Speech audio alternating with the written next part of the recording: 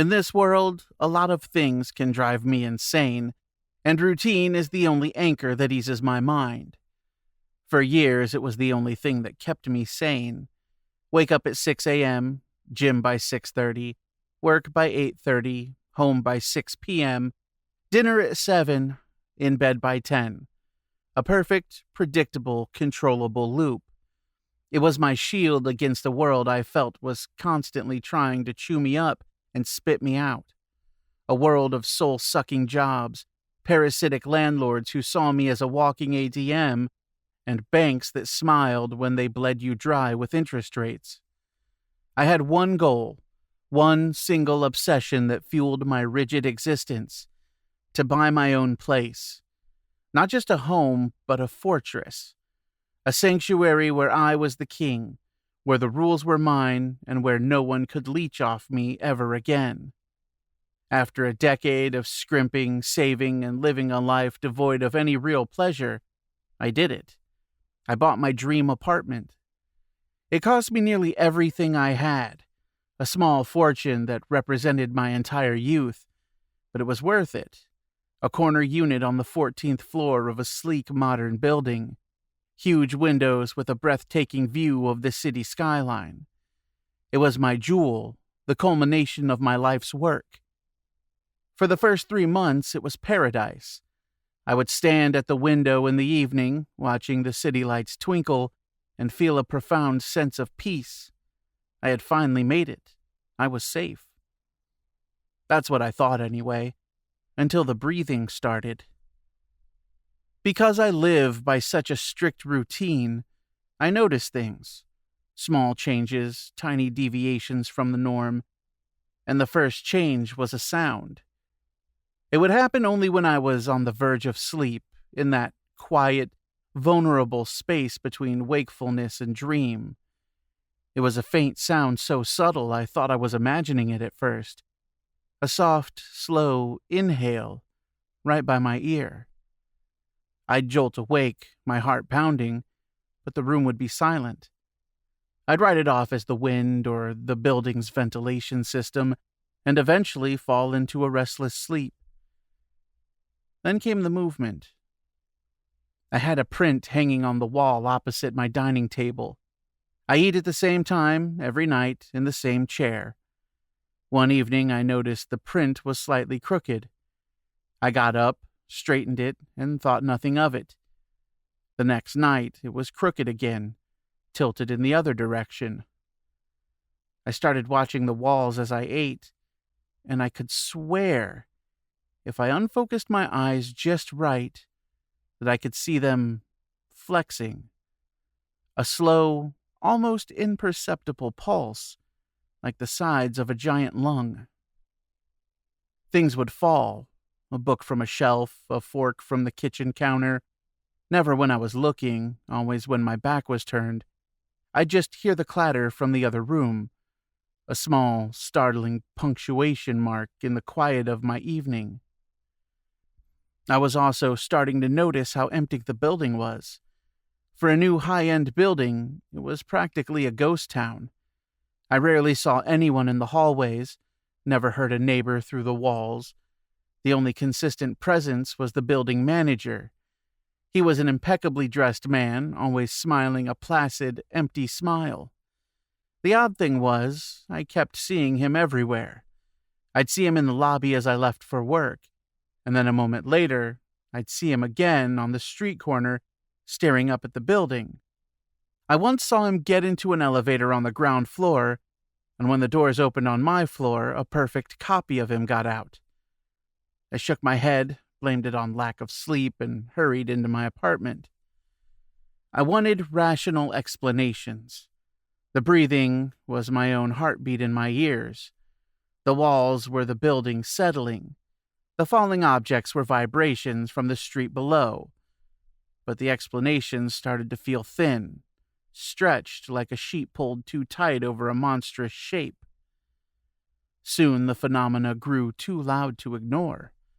The faint breathing in my ear at night became a wet, labored, choking sound, a desperate, rasping gasp for air that would jolt me from sleep, leaving me drenched in a cold sweat, my heart racing. I started dreading going to bed. Sleep, my sacred sanctuary that renews my sanity, became a nightly ordeal. The movement of the walls became undeniable. It was a slow, deep, rhythmic inhalation and exhalation. During the day, it was almost soothing, but at night, in the dark, it was horrifying. My apartment was breathing around me. The pictures on the walls would sway. The floorboards would groan and shift under my feet.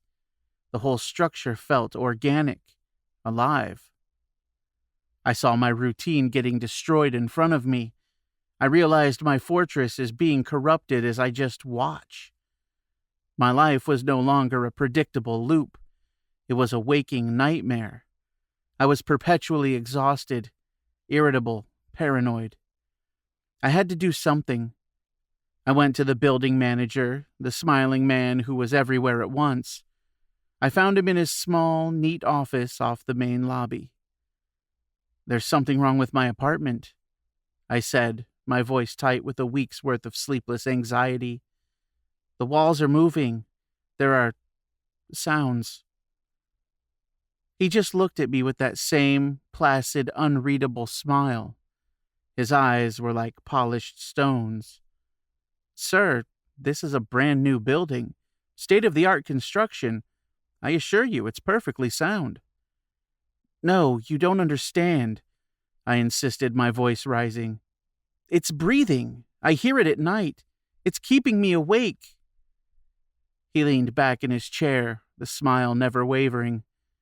"You look tired, son," he said, his voice smooth as silk. "Perhaps you're just overworked. Stressed from work, maybe. It happens. Get some rest. I'm sure everything will seem normal in the morning." His condescending calm, his utter dismissal, it infuriated me. But what could I do? Argue with him? Tell him his building was a living creature? He'd have me evicted for being insane. My next stop was the real estate broker who sold me the place. The man who had shaken my hand and congratulated me on my wise investment. I found him in his swanky downtown office. The moment he saw me, his friendly, professional demeanor faltered. A flicker of something, thought it was fear, or recognition, crossed his face before he smoothed it over. "Can I help you?" he asked, his voice a little too bright. "You sold me the apartment on the 14th floor," I said, closing the office door behind me. "We need to talk." I told him everything. The breathing, the moving walls, the smiling manager who seems to exist in multiple places at once. As I spoke, the color drained from the broker's face. He started sweating, fiddling with a pen on his desk, refusing to meet my eyes. "Look," he stammered when I was finished, I'm sure it's just the stress of a new home. These big buildings, they make noises." "Stop lying to me," I snarled. I could feel the control, the rigid discipline I'd built my life on, cracking and splintering. "You know something. I can see it on your face. What did you sell me?" "It's a prime piece of real estate," he said, his voice weak, reciting the sales pitch like a prayer. "Great investment, fantastic view." That's when I snapped. The sleep deprivation, the constant fear, the quiet gaslighting, it all erupted in a wave of pure rage. I lunged across the desk, grabbed him by the collar of his expensive shirt, and slammed him back against his chair. His eyes went wide with terror. "My life is ruined!" I screamed, my face inches from his. "My routine is gone. I can't sleep. I can't eat. I can't think. I have nothing left to lose. So you are going to tell me what the hell is going on, or I swear to God I will kill you right here in this ridiculous chair." The threat was real. I meant it. In that moment, I was a cornered animal, and I didn't care about anything but getting an answer. He broke. Tears streamed down his face, and he started blubbering. the words tumbling out in a panicked, incoherent stream. "I'm sorry, I had to. He made me." "Who made you?" I roared, shaking him. "The manager, the landlord. He's not human," the broker sobbed. "The building, it's his, it's a nest, a breeding ground." "What are you talking about?" "The apartments," he gasped, his eyes wild with terror. I was starting to understand. "They're not apartments. They're eggs, each one, and they need sustenance. They feed on the life of the person inside, on their energy, their essence, their routine. It breathes you in day after day." The wet, choking sound in my ear, the feeling of being drained, it all clicked into a horrifying, impossible sense. "It feeds until what?" I whispered, my rage turning to ice. The broker looked at me, his face a mask of pure, abject horror. "Until it hatches," he whispered. "I don't know what comes out. I swear I don't know. That was the deal. I find him a new tenant, and I never have to find out." I let him go. He slumped in his chair, a weeping, pathetic mess. I walked out of his office. My mind was in shock. An egg? I was living inside an egg? And it was about to hatch. The idea itself seemed funny. I went back to the building. I didn't know what else to do. I had to face him. I walked into the manager's office without knocking, and I found him. He wasn't alone. The office was filled with chairs, and in every single chair sat a perfect, identical copy of the building manager. There must have been 20 of them. They all had the same placid smile, the same polished stone eyes. They all turned their heads in perfect, silent unison to look at me as I entered. And then my mind just realized, and all its walls crumbled down. My legs gave out. I collapsed to my knees on the plush carpet. "What do you want from me?" I cried with a broken voice. All of them spoke at once, their voices merging into a single, smooth, impossibly resonant chorus that seemed to come from every direction at once. "We want nothing. The deal has been made. You signed the contract. You bought the apartment. The deed is a bond, a promise. The vessel belongs to the occupant, and the occupant belongs to the vessel." "Please," I begged. "Let me go. I'll give it back. I'll give you everything." "You cannot leave," the chorus of voices replied, the placid smiles unwavering. "It is bound to you now. It will continue to feed no matter where you go. It is almost time. You have been a most nutritious tenant, so full of order, so much delicious energy to consume." The thought of what was gestating inside my walls, nourished by my own life force, made me want to vomit. So that's it? I just wait to die? Wait for it to hatch? The many identical faces tilted in unison. A flicker of something that was not a smile touched their lips. "There is always a choice," the voice said. "The bond can be transferred. The deed can be reassigned."